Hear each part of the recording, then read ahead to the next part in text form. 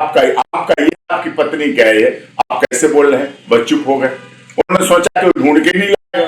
अरे साहब, ये सब पारदर्शी चीजें हैं, अब ऑनलाइन उपलब्ध हैं, अब सब कोई आप कहीं से कहीं बैठे वोट देख सकते हैं। अब बदलता भारत है, वो लिस्ट उसी से देखा जाएगा। ये खत्म हो गया सब। अब सब कुछ आप मोबाइल फोन पे पा सकते हैं। आपकी पोलिंग कौन सी है, आपका बूथ कौन सा है, आपका बीएलओ कौन सा है, आपका स्कूल में कितने नंबर पे आप वोट डालेंगे, सब कुछ सब उपलब्ध है। अब इस तरह की बातें करना, उनके पास कोई मुद्दा नहीं है, उनके सलाहकार गलत हैं, वो विषय को भ्रमित करते हैं। कोई आज तक इस बात की याचिका पड़ी कि मेरा वोट नहीं है, मेरा वोट कट गया, मैं जिंदा हूं, कोई नहीं पड़ी। ऐसे गुमराह करते हैं, उनके पास मुद्दा नहीं, राजनीति करते हैं। इसीलिए बिहार में अच्छा लड़ सकते थे, तेजस्वी यादव का अच्छा प्रभाव था, लेकिन ऐसे लोगों ने मिलकर ही तेजस्वी को भी इतना नहीं रखा जितना पहले भी था, उतना भी कम घटा दिया, उससे भी घटा दिया। ये मुद्दाहीन राजनीति करते हैं, विदेशों वाली राजनीति करते हैं। इनके सलाहकार विदेशी हैं, इन्हें सलाहकारों को ना गांव का पता, ना गलियारे का पता, ना लोगों का पता, इसलिए ऐसी बातें कर देते हैं। उससे निकालते हैं गूगल से मुद्दे, गूगल पे ढूंढो क्या मुद्दा है, तो गूगल बाबा क्या बताएगा, गूगल बाबा बताता है, उसी पे चल। सोनिया गांधी जी पर एक केस हुआ दिल्ली के कोर्ट में कि नागरिकता जब उनको नहीं मिली थी, उससे पहले ही उनका वोट बन गया। इस पर आपने भी पढ़ा होगा। दर्शक एक चीज समझना चाहते हैं कि कैसे हो गया, या वाकई हुआ है, या सिर्फ ये भी एक तरह का? नहीं, देखिए, वो विदेश में थी, बाहर से आई, लेकिन उनके साथ एक बहुत अच्छी बात है। देखिए, बेटी बहन ब्याही जाती है, वो बहू बनने से पहले किसी की बेटी होती है, किसी भाई की बहन होती है। और हर समाज में, हर धर्म में बेटी, घर में कोई नहीं ब्याह लेता है, अपने घर में ब्याह ले तो वो ब्याह लेते जाती है, बाहर जाती है। तो फिर भी घर तो बदलते हैं। अपने परिवार भाई से तो शादी नहीं कर लेगा कोई, अपने घर मतलब भाई, माता, पिता, इस तरह के। जो इस्लाम में आप कहते हैं चचेरे भाई, तहेरे भाई, वो दूध का बच्चा उसमें भी है, वो भी देखा जाता है। फीडिंग, मिल्क फीडिंग मदर की नहीं होनी चाहिए, तो वो है। तो वो इटली से आए, प्यार था, मोहब्बत था। हम तो राजीव गांधी को धन्यवाद करते हैं, उन्होंने उस प्यार को निभाया, और प्यार को निभाया। वो बहू बन के आई है। जब भी कोई बेटी बहन बहू बन के आती है, तो वो नागरिकता भी पाएगी, वोटर भी बनेगा, सब कुछ उसका बनेगा, और वो बच्चों को भी जन्म देती है, आपके घर की मालकिन बन जाती है। आपने भी देखा होगा, जब बहू आती है पहली बार, तो उसकी आरती उतारी जाती है, आरती उतारती है, सब कुछ। आपने देखा परंपरा क्या है सनातन धर्म, जब बहू की विदा होती है, जब वो बहू बनती है बेटी बनने के आगे, तो ऐसे अन्न लेती है अपने मायके के, पीछे उसका दरवाजा होता है मायके का, अन्न लेके ऐसे पीछे को फेंकती है। वो इसलिए फेंकती है कि माँ, पिता, चाचा, ताऊ, नाना, मामा, मैं सब कुछ तुझको देना जा रही हूँ, और मैं अपने पिता के साथ जा रही हूँ। मेरा पिता का ही घर है, मेरा पति ही मेरा सब कुछ है, राजकुमार है, और मैं वहीं की हो गई, और वहां की हो गई। सीता माता भी नेपाल से, जनकपुरी से आई थी। अभी तक तो नागरिकता नहीं, वो बहू है, सीमा मीना बहू है, हैदर नहीं है, वो सीमा मीना है। मीना समाज का सम्मान है, रघुपुरा की बहू है, उत्तर प्रदेश की बहू है, कितने लोगों की भाभी है, कितने लोगों की हमारे देशों की बहन है। तो वो रिश्ता खत्म हो जाता है, बदल जाता है। लेकिन एसआईआर में तो उनको भी बहुएं नहीं भेजी जाती, वो घुसपैठिए ने उनके आगे लिखी है सीमा मीना, सचिन मीना, निवासी रघुपुरा, भारती मीना, जो भारत में पैदा हुई, उसकी बेटी, जिसका सर्टिफिकेट उत्तर प्रदेश सरकार और हेल्थ डिपार्टमेंट ने जारी किया। सीमा मीना की बेटी कौन? भारती मीना। सचिन मीना की बेटी भारती मीना, बर्थ सर्टिफिकेट, फिर से प्रेग्नेंट है, वो 7वां महीना चल रहा है, उसमें क्या लिखा है? जब बच्चा कार्ड बनता, सीमा मीना, पति का नाम सचिन मीना, पिता का नाम सचिन मीना, 7 महीने की प्रेगनेंसी, अल्ट्रासाउंड होगा, डीपीटी का टीका लगेगा, आयरन की गोली मिलेगी।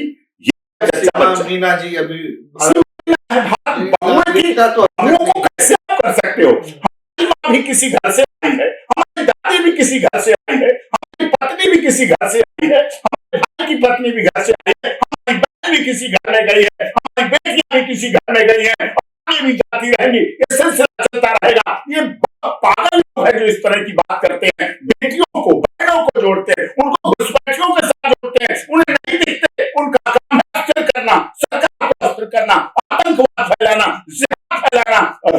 बहनों का जो घर में जाती हैं, स्वर्ग बना देना, स्वर्ग से सुंदर सपनों से प्यारा अपना घर द्वार हम पर तुम पर रहे बरसता, सदा सीमा का प्यार कभी घर द्वार न छूटे, कभी ये प्यार न छूटे। वन इलेक्शन को लेकर विधि आयोग ने कहा है कि इसको किया जा सकता है, और जो 50% से ज्यादा की राज्यों की विधानसभाओं से परमिशन की बात होती है, इसको भी लेने की जरूरत नहीं है।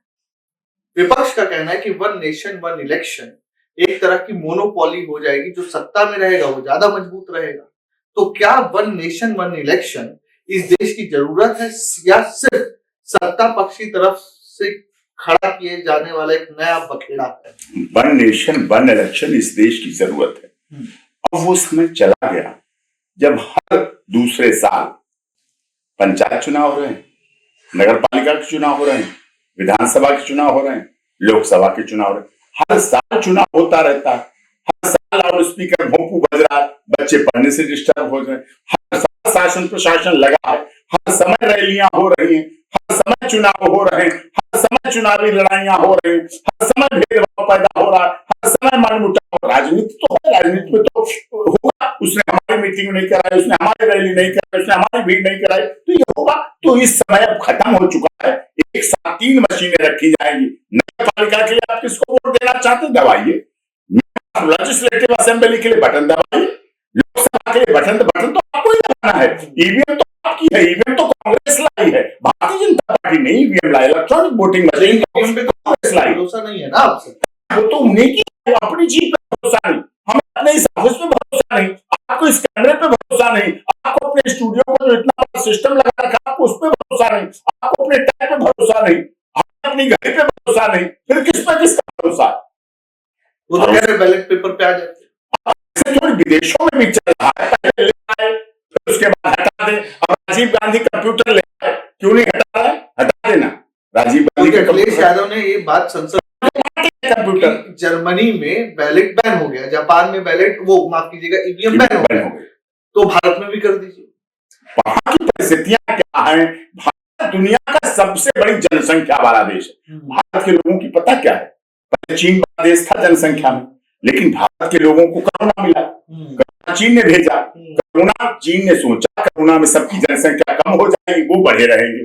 भारत के लोग इतने चतुर थे, भारत तो एक्टिव बैठी है यहाँ। कोरोना में है पहले दौर में, दूसरे दौर में तो मौतें बहुत हुई, पहले दौर में रिलैक्स, घर पर है, खाली है, ना स्कूल जाना, ना फैक्ट्री जाना, ना सुप्रीम कोर्ट, ना आप लोग तो खैर एक्टिव रहे, आप तो कवरेज करते रहे शासन प्रशासन की बातें, घटनाएं, एम्बुलेंस, रेमडेसिविर बिक रहा, नकली बिक रहा, आप तो बिजी थे, आपके अलावा और सब फ्री थे। एक किसान तो अन्न पैदा कर रहा था और सब लोग थे, जनरल स्टोर के अलावा सब थे। तो लोगों ने क्या किया? खाली बैठे हैं तो बच्चे पैदा करते हैं, लगे जवान बूढ़े महिलाएं पुरुष सब लगे, और इतने लगे कि कोरोना काल के बाद जब जनसंख्या का रेशियो, तो चाइना को भी हमने पछा दिया और कोरोना काल में सबसे अधिक बच्चे पैदा किए। बेटे का इन्विटेशन आ रहा, भाई साहब आना, मेरे बेटा हुआ, उसके पिता का भी इन्विटेशन आ रहा है, छोटे भाई आना, मेरे भी बेटा हो गया, अब आपका ये छोटा भाई भी हो गया, जन्म ले लिया आपने। वाह क्या बात है। दादाजी भी पैदा कर रहे हैं अपनी दादी अपनी पत्नी के साथ मिलके, दादाजी दादी कोई बात नहीं, और आएगा, नन्ना मुन्ना राही है, प्रेम का सिपाही है, चलेगा तो चला, लोगों ने फायदा लिया। लेकिन चाइना ने अपनी जो पॉपुलेशन उसको अपनी ताकत बना ली, क्या पता हम लोग भी बना। हमारी तो बड़ी ताकत है, हमारी चाइना से बड़ी ताकत है। हमारे देश के सैनिक बॉर्डर पर जब जाते हैं भारत माता की जय करके जाते हैं, इसलिए जीत के लौटते हैं। और ये जो तिरंगा लहराता है, ये हवा से नहीं लहराता, हमारे देश के सैनिकों त्याग तपस्या और बलिदान से लहराता है। जब हमारे देश का सैनिक बॉर्डर पे जाता है, अपनी माँ, अपनी पत्नी, अपने पिता, अपने चाचा ताऊ से क्या कहता है? माँ मैं जा रहा हूं बॉर्डर पे, या तो तिरंगा लहरा के आऊंगा या तिरंगा लिप में लिपट कर आऊंगा, लेकिन आऊंगा जरूर। लोग कहते हैं बेटों की विदाई नहीं होती, लोग कहते हैं बेटों की विदाई नहीं होती, बेटों की विदाई होती है। जब बेटों की विदाई होती है तो राष्ट्र रोता है, तिरंगे में लिपट कर बेटे की विदाई होती है, बॉर्डर पर विदाई होकर आती है, तिरंगे में लिपट कर उसकी खेत और खलिहान और उसके हाथ में खड़ी हुई बंदूक उसकी विदाई का सबूत है। शहीद उन बेटों की विदाई का सबूत होते हैं। नेता प्रतिपक्ष राहुल गांधी संसद में बड़े बड़े पद पर, संवैधानिक संस्थाओं पर आरएसएस का कब्जा हो गया है। मौलाना मदनी भी कुछ ऐसी बात करते हैं कि न्यायालयों पर हस्तक्षेप है। आपको लगता है कि विपक्ष कहीं ना कहीं संवैधानिक संस्थाओं पर प्रश्न चिन्ह खड़ा करके इस देश के सामाजिक लोकतंत्र को मजबूत कर रहा है, या वो लोग सही बोल रहे हैं? नहीं, वो तोड़ रहे हैं। वो कहते हैं मीठा मीठा गप गप, कड़ुआ कड़ुआ थू थू। जब राहुल गांधी को अहमदाबाद हाई कोर्ट से उसके केस में, कहने के केस में सजा होती है, ठीक है, जो उन्होंने बोला था मोदी ये है मोदी वो है, सजा होती, उनकी सदस्यता चली जाती है ट्रायल कोर्ट से हाई कोर्ट से। वो कहां आते हैं? Supreme court. सुप्रीम कोर्ट उनको सुनता है, कहता है कोई बात नहीं, बोल लिया, नेता है हमारे देश का, इतना बुरा भी नहीं है, कोई बात नहीं, लेवल हाई कोर्ट इलाहाबाद का फैसला सेटिस्फाइड, और राहुल गांधी की सदस्यता बरकरार। तो राहुल गांधी जी क्या करते हैं? सत्यमेव जयते, सत्य की जीत है, हमें न्याय मिला सुप्रीम कोर्ट से। जब अहमदाबाद ब्लास्ट के आरोपियों को बरी करती है हाई कोर्ट, तब कहते हैं सत्य जीता।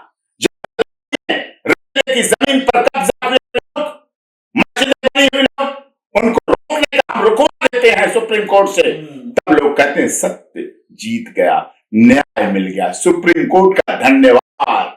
लेकिन सर, जब वही सुप्रीम कोर्ट उन डॉक्टरों को आतंकवादी, वही कोर्ट वही अदालत उन डॉक्टरों को आतंकवादी पटियाला हाउस लिख के भेजी, टेररिस्ट, जब एसयू को गिरफ्तार करती है, जब उनको गिरफ्तार करती है, वो लोगों को जो 10th के टॉपर रहे, 12th के टॉपर रहे, एमबीबीएस के टॉपर रहे, सीपीएमटी के टॉपर रहे, जो असिस्टेंट प्रोफेसर थे मेडिकल कॉलेज में, जिनके हाथों में स्टेथोस्कोप होना चाहिए था, जिनके हाथों में थर्मामीटर होना चाहिए था, जिनके हाथों में अल्ट्रासाउंड की रिपोर्ट होनी चाहिए थी, एक्सरे होने चाहिए थे, हाथों में दिल्ली को ब्लॉक करने के लिए नक्शे मिले, दिल्ली को करने के लिए 3,000 किलो RDX मिली उनके हाथों में, उनके हाथों में जहां स्टेथोस्कोप होना चाहिए था, उसमें AK-47 रिवॉल्वर और बंदूकें मिली। इस बात का सबूत है, तब पुलिस बुरी है, ये बुरी है, तब पुलिस बुरी है, आतंकवाद फैलाएं, पहलगाम घटना करें, कोई बात नहीं, लोग सनातन धर्म को डेंगू, मलेरिया, HIV, कोई बात नहीं, कोई फर्क नहीं पड़ता है उन्हें। बहुत बहुत धन्यवाद सर हमारे साथ जुड़ने के लिए। तो ये हमारे साथ इस खास कार्यक्रम में डॉक्टर AP सिंह, वरिष्ठ अधिवक्ता सुप्रीम कोर्ट, और आज हमने उनसे कई मुद्दों पर चर्चा की, न्यायालय से लेकर राजनीति तक की चर्चा की। फिर मिलूंगा आपसे किसी नए मेहमान के साथ। धन्यवाद।